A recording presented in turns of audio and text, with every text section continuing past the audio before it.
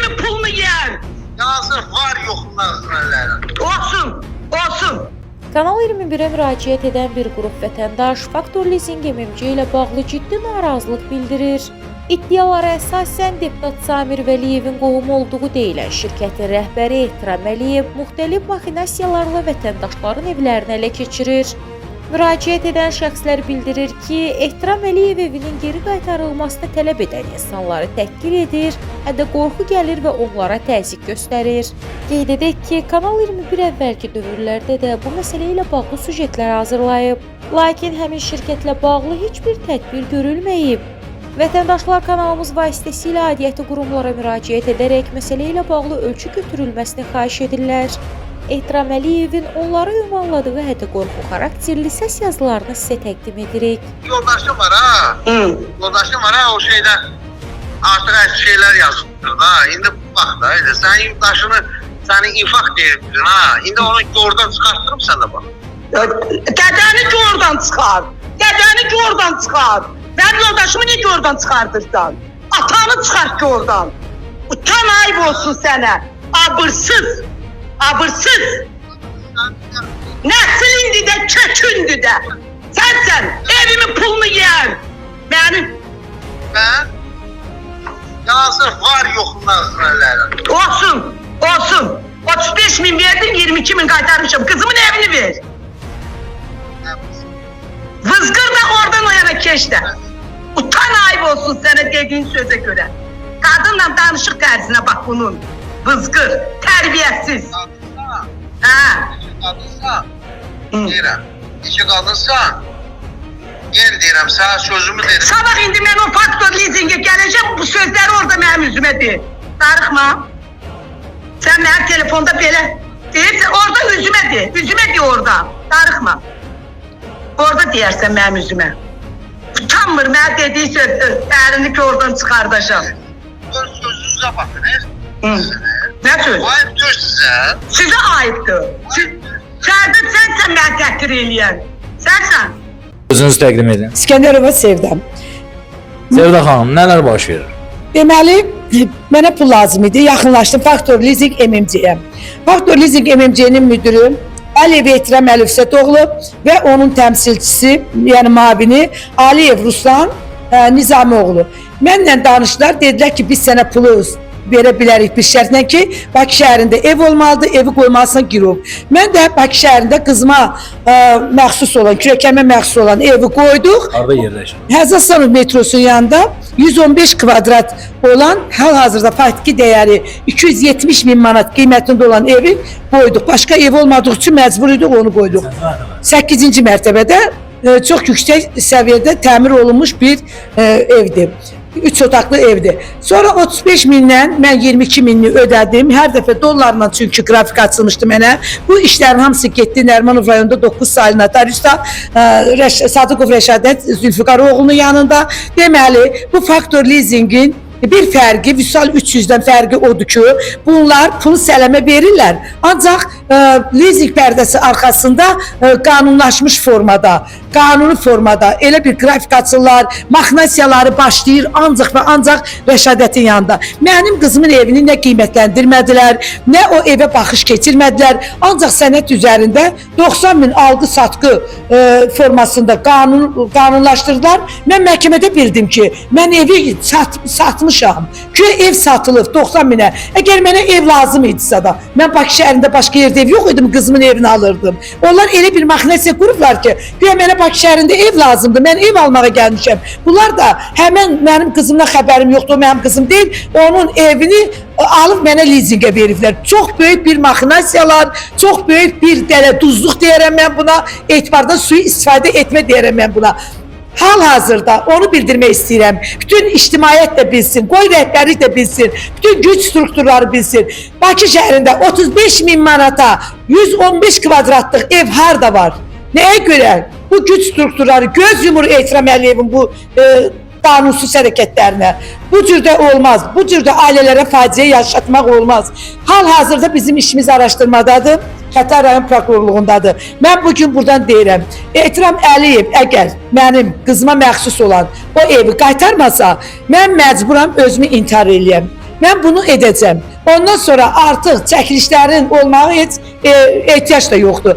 Çünki Ehtiram Əliyev deyir ki, get kimə istəyirsən de, get nə istəyirsən elə. Əvvəlcə mənə dedi ki, hə, gəl 90 min manat verirəm, evi qaytara bilmirəm. Axı o mənim qızımın qaynatası alıb o evi. Mən 90 mini götürmədim. Sonra da dedi ki, sən gedib bu işi ictimailəşdirdiyinə görə vermirəm. İndi 90 manatdan da 90 mindən də oldun, evdən də oldun. Mənim qabağıma Azərbaycanda çıxıb söz deyəcək ikinci bir adam yoxdur. Get kimə istəyirsən, hətta get kimə istəyirsən de. Mən nə deyirəmsə bütün məsuliyyəti öz boynuma götürürəm. Onun səs yazıları var. Ruslanın səs yazıları var. Ruslan özü etiraf edir ki, mən bu adamla bacara bilmirəm. Ehtiramla deyir, mən bacara bilmirəm. Bir həftədir mən onunla danışıq apardım. 90 min sənə vermək ərəfəsində o mənə dedi, yox, 90 yox ki, 70 verək. Yəni, bu səs yazıları mənim əlimdədir. Əgər burada maxinasiya yoxdursa da, mənə 90 mini nə təklif eləyirdi? 70 mini nə təklif eləyirdi? İndi də hal-hazırda mənim qızımın evinin beşini hara yığıb, hansı kamera axraniyyə yığıb, bilmirəm. Qızıma aid, uşağına aid, nəvəmə aid olan paltarlar, ev əşyaları, hamısı kamera axraniyyalarda çürüyür. Mən əgər Azərbaycan vətəndaşıyamsa, mən bu respublikada yaşayıramsa, Ehtiram Əliyevin nəyə görə mənim mülkiyyət hüququmu əlimdən alıb, yaşamaq hüququmu əlimdən alıb, bu cür mən əziyyət çəkməliyəm. Buna güc strukturları göz yummalıdır. Nəyə görə yummalıdır? Niyə bunu aparıb qanun qarşısında o adam cavab verməlidir ki, mən tək deyiləm, mənlə bərabər gör nə qədər vətəndaşlar var. Olmaz. Bu cür qanunsuzluq olmaz. Belə bir demokratik respublikada yaşayıramsa, mən nəyə görə mən mülkiyyət hüququndan azad olmalıyam? Yaşamaq hüququndan azad olmalıyam? Yəni, Ehtiram özünü kimdən üstün bilir? Deyir, kimə istəyirsən deyir. Mənim qabağıma heç kim çıxa bilməz. Mən düz eləyirəm. Aydındır. Siz hazırda Ehtiram bəydən evinizi istəyirsiniz, yoxsa evinizin dəyərində olan məbləğ? İstəyir belə mənə getsin Targovda, desin gəl 1 milyonluq ev verirəm. İstəmirəm. Mənim qızımın ailəsi dağılıbdır. Mən həmən evi istəyirəm. Həmən ev hal-hazırda Ehtiram Əliyevin əlindədir. Bunun sübut eləyən dəlilləri nə var ki? Niyə bir adam bir dənə cümlə işlədəndə həmən günü götürürlər, teatr danışdırırlar ki, sən bu cümləni işlətdin. İndi mən bu qədər dəlil sübutlar verirəm. Deyirəm ki, bax, Ehtiram Əliyev apardı Çıraqov Nihatın adına 140 minə evi satdı. Bir həftə üstündən keçəndən sonra Qəhrəmanova Şəbnəm Sərxan qızının adına 190 minə aformut elədi. Bu adamlar da Ehtiramın öz adamlarıdır. Bundan 10 adına, ondan 10 adına keçirib izi itirir. Hal-hazırda yəhudilərə verir 900 manata kvartirant.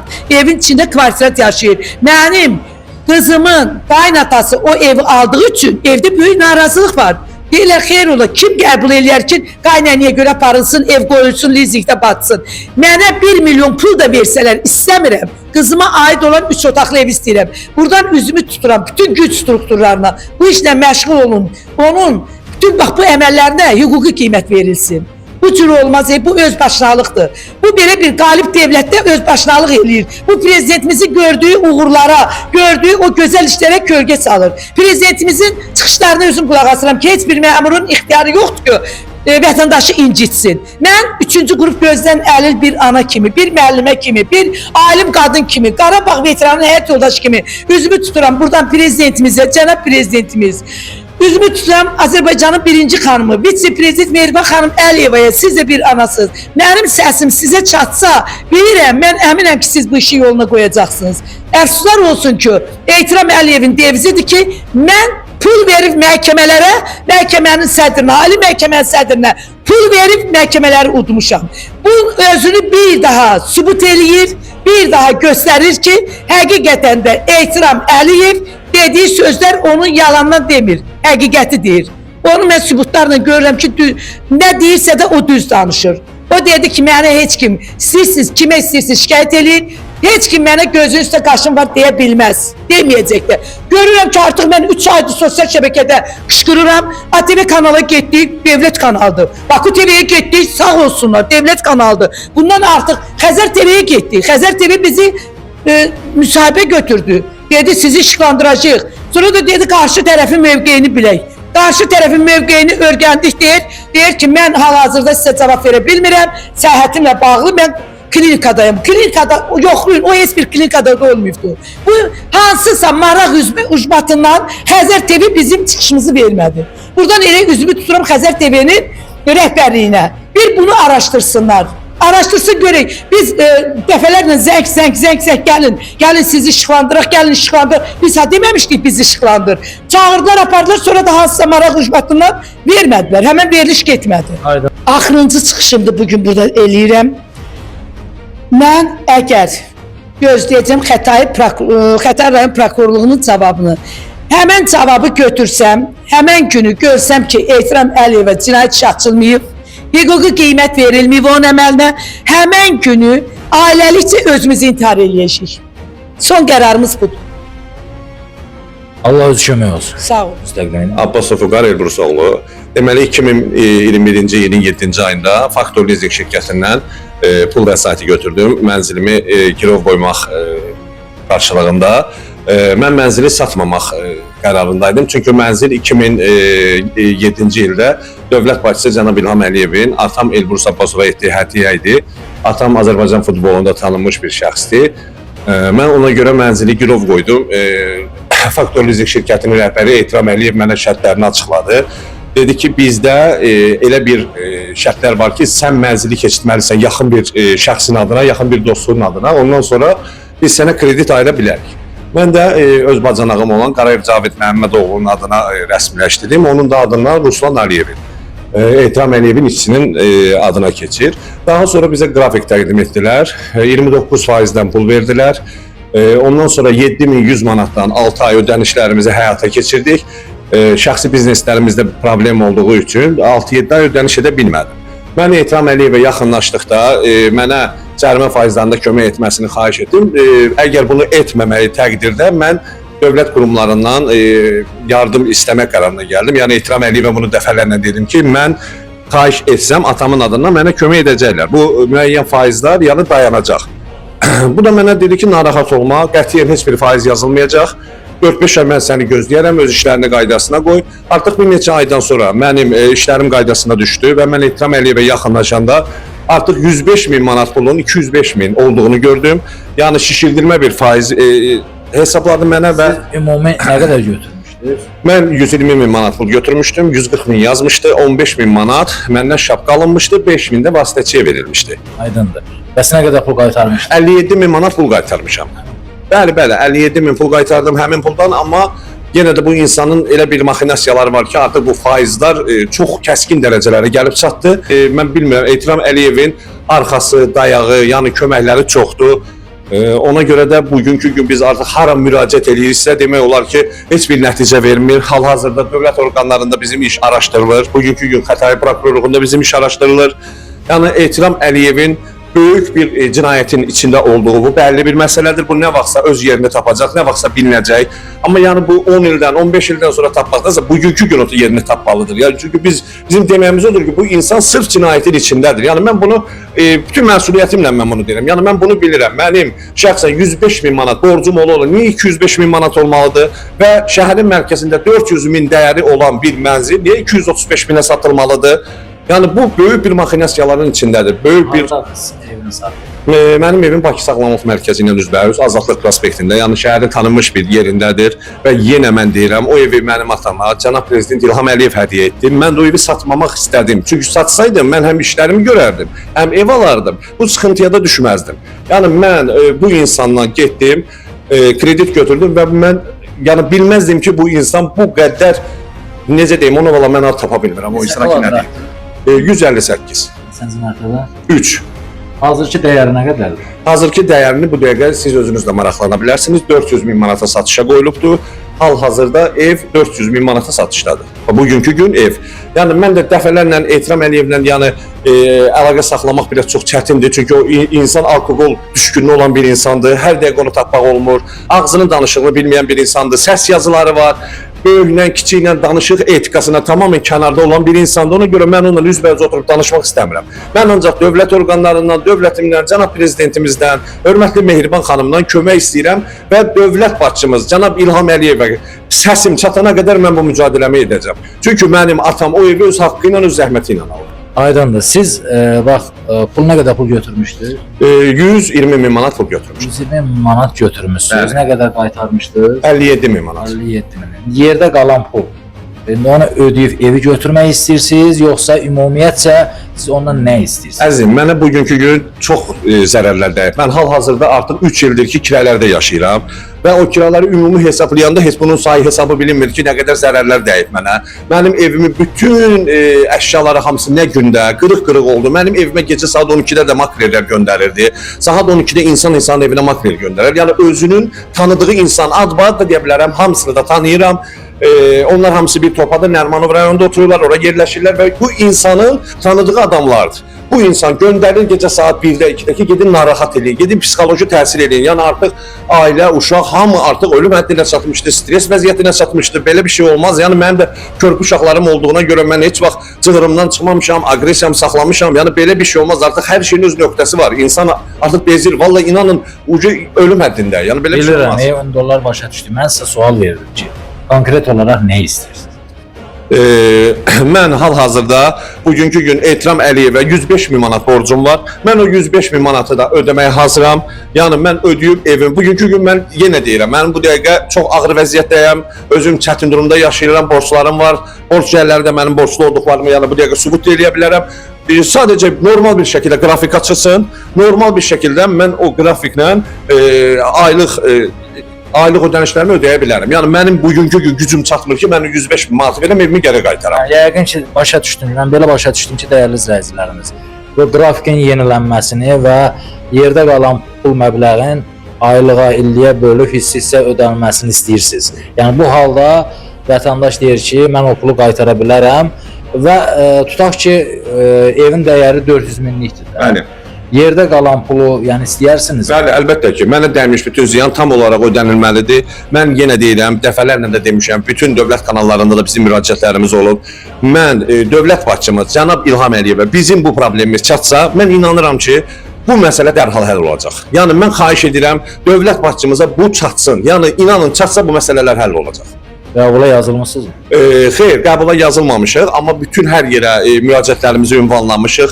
Hər qurumlara müraciətlərimizi ünvanlamışıq. İnşallah qəbula da yazılacaq Allahın izni ilə. Yəni mən bir dənə məqsədim odur ki, cənab prezidentimizin bu vəziyyətimizdən xəbəri olsun. Aydındır. Bugünkü gün Etibar Əliyev sizə nə qədər pul təklif eləsə ki, yəni sizə dəymiş ziyanı ödəyirəm.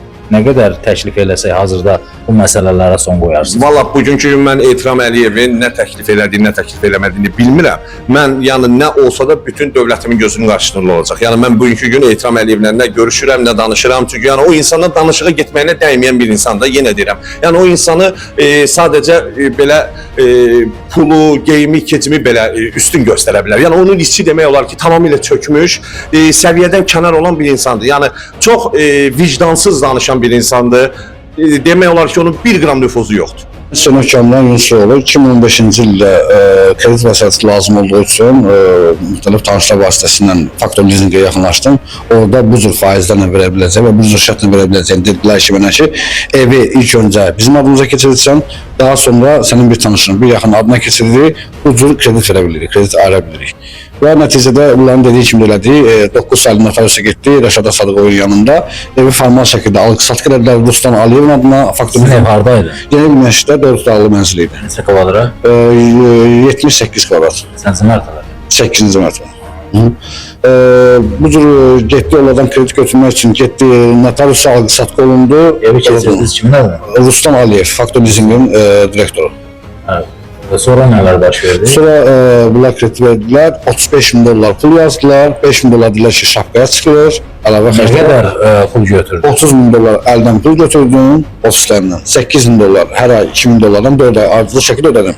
5-ci ay yaxınlaşanda dedim ki, mən gəlib evimin pulunu bağlayıb, evimi geri götürmək istəyirəm. Getdim ofislərinə, yaxınlaşanda mənə dedi ki, $47.000 siz pul ödəməlisiniz ki, evi çıxardasınız. $22.000 ana məbləğ qalıb. Üstündə 2 qatdan da çox faiz gəlib. 3 ay 4 ay ərzində ödəniş vaxtında olduğu halda. Bildilər ki, ev zaten bizim adımızda. Sən bizə heç nə deyəməzsən, istəsə bu gün də sən evdən çıxarda bilir. Ya bu pulu ödəyirsən ödəyə, ay boyu ödəyinlə evi biz sənə qaytaracağıq. Ya ki, evdən çıx. Ondan mübahisəmiz oldu, verdilər məhkəməyə, verdilər Suraxan rayon məhkəməsinə. Suraxan rayon məhkəməsi hakimi çox gülünc bir qərar çıxartdı. Belə bir qərar çıxartdı ki, həm bizdən evi tələb elədilər, həm də əlavə $36.000 pul tələb elədilər. $22.000 qarşılığında 150-160 min manatlıq evimi tələb edir. Həm də ki 36 dollar pul tələb edir və Saxavanın hakimi Ramil Həsənov töhmətlə işdən çıxarılmış hakim Ramil Həsənov bu qərarı çıxartdı. Bu qərar getdi apellyasiya. Oradan ali məhkəmə işi yerdən geri göndərdi ki, baxılması üçün. Və sonda baronun özü də faktiki olaraq deyir ki, yəni mən qanunla belə iş görürəm də, yəni bu işləri mən belə bacarıram. 10 dənə vəkili var, hərəsi bir yandan qanunları calırlar bir-birinə, gəlirlər nəticədə insanları evini belə yıxırlar. Sizin evinin dəyəri nə qədər? Evin qiyməti 160, 150-160 manatdan yuxarıdır. Arasını müraciət etmisinizmi? Bəli, bütün dövlət qurumlarından, bütün ombudsmandan, dövlət təhlükəsizlik xidmətindən, korrupsiyadan, Milli Bank faktor lizinqə lisenziya verib, həmin Milli Banka bütün dövlət qurumlarına müraciət etmişəm, indi şimdi müraciətimi davam edirəm, heç bir nəticə yoxdur. İndi siz hazırda evinizi istəyirsiniz, yoxsa evin dəyərində olan yerdə qalan pulu? Mən evimi istəyirəm. Mənim borcum nədirsə, ədalətli şəkildə araşdırılsın. Nə qədər borcum varsa ədalətli şəkildə araşdırılsın, mən o borcu ödəməyə hazıram. Evimi mənə geri qaytarsınlar. Və bunun üçün də sonra kimi mübarizə aparacağıq. Yəni istəmirəm ki, belə bir hal olsun. İnsana o həddə çatdırır ki, insan öz-özünə qəsd eləmək istəyir. O həddə gəlib çıxandan sonra insan da gözünə heç nə görmür, dünya malı da görsənmir. Ondan sonra reaksiya olacaqsa, o reaksiya mənə lazım olmayacaq. Aydındır. Hazırda kimdən kömək istəyirsiniz? Dövlət başçımızdan, yalnız dövlət başçımızdan bunun üçün də kömək gözləyirik. Çünki biz onun siyasətində dəstəkləmişik, bunun üçün də dəstəkləyirik. Sadəcə o dövlət başçısı özü də deyib ki, bəzi siqnallar mənə gəlib çatmalıdır ki, mən o siqnallara cavab verim. Mən inanıram ki, bugün üçün də bu məsələ dövlət başçılığı çatsa, bu həmin gün, həmin saat, həmin saniyə həllini tapacaq. Şirkətin adı nə idi? Faktor Leasing Eminci. Təsisçi direktor. Təsisçi direktor Ruslan Aliyev Nizamoğlu, bu işin başçısı isə Faktor Leasingin təsisçisi Əliyev Ehtiram Əlifsətoğlu. Yəni siz hər ikisindən şikayətsiniz. Bəli, hər bir ikisindən şikayətçi. Bir də Rəşad Sadıqov, bütün ümumiyyətlə bu şirkətin bütün maxinasiyaları, bütün alqı-satqıları dünyada, Azərbaycanda başqa notarius yoxdur. İmumən həmin notariusa gedir. Başqa heç bir notariusa gedir. Çünki formal alqı-satqı edirlər deyə heç bir notarius buna əl qoymur, qol qoymur. Ancaq formal notar alqı-satqılı olduğu üçün hamısı məcburi şəkildə orada gedir. Sonda Kanal 21 olaraq onu da qeyd edək ki, səsləndirilən fikirlərə görə heç bir məsuliyyət daşımırıq və qarşı tərəfin də mövqeyini işıqlandırmağa hazırıq. Kanal olaraq ictimailəşdirmək bizim işimizdir, tədbir görmək və ümid isə aidiyyəti qurumlara və Allaha qalır.